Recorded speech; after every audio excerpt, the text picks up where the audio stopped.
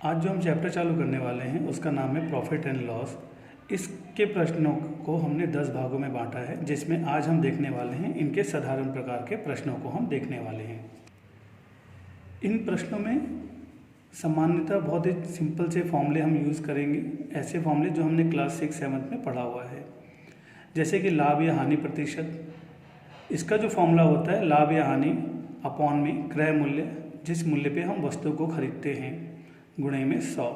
उसी प्रकार से लाभ पर अगर आपको क्रय मूल्य निकालना है तो उसको हम कैसे निकालते हैं, विक्रय मूल्य को हम 100 से गुणा कर देते हैं और जो भी लाभ होता है उसे हम 100 में जोड़ के भाग कर देते हैं, सिंपल फॉर्मूले के तहत। उसी प्रकार से हानि पर अगर हमें क्रय मूल्य निकालना होता है तो हम विक्रय मूल्य को तो 100 से गुणा करेंगे और 100 में से हानि को माइनस करके, हानि प्रतिशत को माइनस करके इससे हम भाग दे देते हैं। उसी प्रकार से लाभ पर विक्रय मूल्य अगर हमको निकालना है तो क्रय मूल्य गुणे में 100 प्लस लाभ प्रतिशत बटे में 100। हानि पर विक्रय मूल्य का जो फॉर्मूला होता है वो क्रय मूल्य गुणे में 100 माइनस हानि प्रतिशत बटे में 100। तो चलिए हम प्रश्न नंबर 1 की बात करते हैं, इन प्रश्न को समझने की कोशिश करते हैं। तो ये प्रश्न में हमें जो दे रखा है वो ये दे रखा है कि किसी वस्तु को 950 रुपये में खरीदा जाता है मतलब क्रय मूल्य, जिसे हम कॉस्ट प्राइस लिखते हैं CP, 950 रुपये में खरीदा जाता है तथा उसे 760 रुपये में बेचा जाता है मतलब सेलिंग प्राइस। तो आपसे पूछ रहा है उसे प्रतिशत हानि बताइए। तो हमने जैसा कि देखा था कि हानि प्रतिशत का फॉर्मूला क्या था, हमारे पास में होता हानि बटे में क्रय मूल्य गुणे में 100, इस फॉर्मूले के तहत में था। तो पहले हम पता करने की कोशिश करते हैं हानि कितनी हुई। तो 760 रुपये में हमने खरीदा, बेचा, और जब खरीदा हमने 950 रुपये में था, तो इसका जो डिफरेंस होगा 190 रुपया, यही आपका हानि होगा। तो हानि प्रतिशत बराबर हानि कितना 190, क्रय मूल्य कितना 950 गुणे में 100। जब आप सिंपल कैलकुलेट करेंगे तो ये जो है आपका जो आंसर आएगा वो आएगा 20%। तो हमारा पहला क्वेश्चन का आंसर है 20%। क्वेश्चन नंबर 2, अगर हम दूसरे क्वेश्चन को देखें तो ये क्वेश्चन हमें क्या बोल रहा है, पहले ध्यान से देखें। किसी वस्तु का विक्रय मूल्य मतलब सेलिंग प्राइस, क्रय मूल्य मतलब कॉस्ट प्राइस का 4/3 गुना है, तो उसका लाभ प्रतिशत आपको बताना है। तो लाभ प्रतिशत बराबर क्या होता है, वो होता है लाभ बटे में क्रय मूल्य गुणे में 100। ये आपका लाभ प्रतिशत का फॉर्मूला है, मैंने आपको पहले ही फॉर्मूले के बारे में बता रखा है। तो चलिए सॉल्व करते हैं। ये तुम्हारा क्वेश्चन हुआ, सॉल्व कैसे करेंगे। इधर ये गुणे में है, पहले तो हम इसको एक साइड ले आते हैं, इधर आएगा तो भाग में आ जाएगा और ये हो जाएगा 4/3। अगर ध्यान से देखें तो इस अनुपात को अगर हम ध्यान से देखें तो हमें पता चलता है कि जो कॉस्ट प्राइस है वो हमारा 3 रुपये है और जो सेलिंग प्राइस है वो हमारा 4 रुपये है।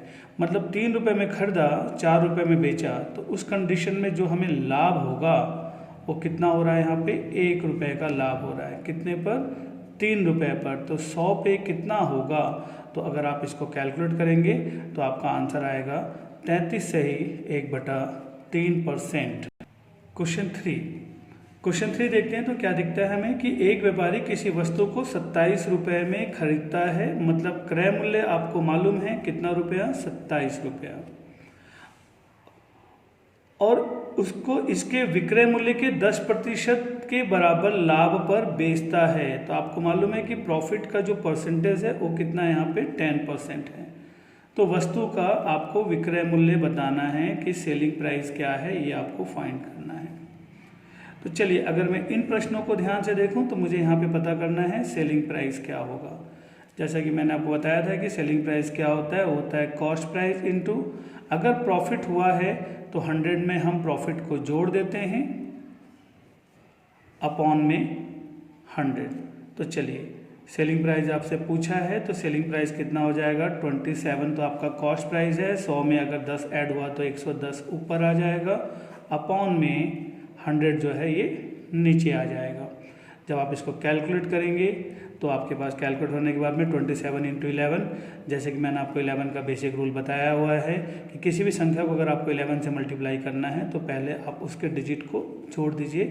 तो 2 + 7 = क्या हो जाएगा 9, और उसके बाद में जो डिजिट्स हैं उनको लेफ्ट राइट में जिस पोजीशन पे है लिख दीजिए।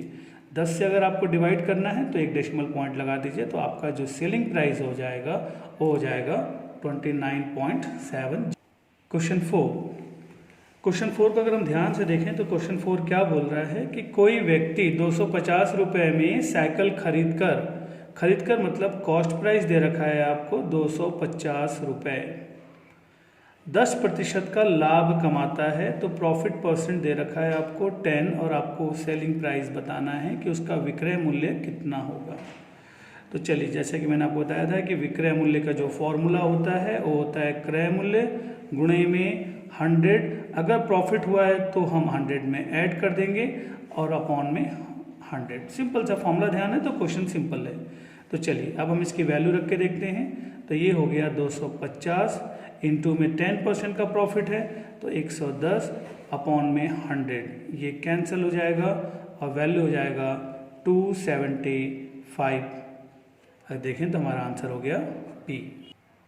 क्वेश्चन नंबर 5, किसी वस्तु को 390 रुपये में बेचकर मतलब आपके पास में सेलिंग प्राइस की बात हो रही है कि आपने 390 रुपये में उस चीज़ को बेचा, तो उस व्यापारी को 20% का मुनाफा आ रहा है, तो प्रॉफिट परसेंट जो दे रखा है वो दे रखा है 20%। तो उस वस्तु का क्रय मूल्य क्या होगा, आपको क्रय मूल्य बताना है। तो पहला तो आपको मालूम होना चाहिए कि क्रय मूल्य बराबर होता क्या है। क्रय मूल्य बराबर होता है विक्रय मूल्य गुणे में 100 अपॉन में 100। अगर प्रॉफिट की बात हो रहा है तो हम प्रॉफिट को ऐड करते हैं, अगर लॉस की बात हो रहा है तो हम उसको माइनस करते हैं। तो चलिए फॉर्मूले के हिसाब से हम वैल्यूज़ को पुट कर लेते हैं। तो सेलिंग प्राइस कितना दे रखा है 390 गुणे में 100 अपॉन में 110। तो कैलकुलेट अगर हम करते हैं यहाँ पे तो 20% की बात हुई तो 120 कैलकुलेट करते हैं हम यहाँ पे, तो ये हो गया। 3 के टेबल से देखेंगे तो ये 13 टाइम जाएगा, 3 के टेबल से देखेंगे तो 4 टाइम जाएगा, 4 के टेबल से देखेंगे तो ये 25 टाइम जाएगा, और जब दोनों वैल्यू को कैलकुलेट करेंगे तो 325 हमारा आंसर आ जाएगा। तो इसका आंसर होगा 325।